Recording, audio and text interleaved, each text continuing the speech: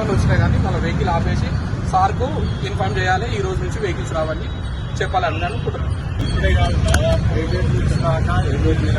Secretary నర్సీ vehicles hire vehicles ఏవైనా అదే district wise అయితే 2 సంవత్సరాలు డిస్పెండింగ్ ఉంది. వచ్చిన వాళ్ళు ఇట్లా రానోళ్ళకు అందరికి కలిసి సహకరించాలి, దీన్ని ముందుకు తీసుకెళ్లాలి.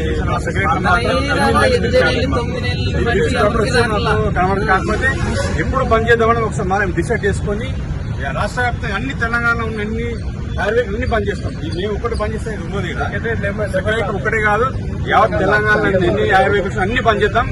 అందరూ డ్రైవర్ మద్దతు చేయండి. దీనికోసం బిల్స్ వచ్చే వరకు మనం దీన్ని పోరాటం గట్టిగా దీన్ని మళ్ళా భారీ ఎత్తున ధర్నా చేద్దాము, ర్యాలీ చేద్దాము. అదేదో ఒక టైం తీసుకొని అందరినీ ఇన్ఫార్మ్ చేస్తున్నాం. ఈ రోజు సెక్రటరీలో మేము ఉన్నాం, బిల్స్ కోసం అడుగుతున్నాం పోయి చీఫ్ సెక్రటరీ గారిని. అనుమతి ఇవ్వకపోతే మాత్రం రేపు నుండి అన్ని రాష్ట్ర వ్యాప్తంగా అన్ని బండ్లు బంద్ చేద్దాం. ఇది అందరికీ డ్రైవర్ చేసే మాట ఏదంతా.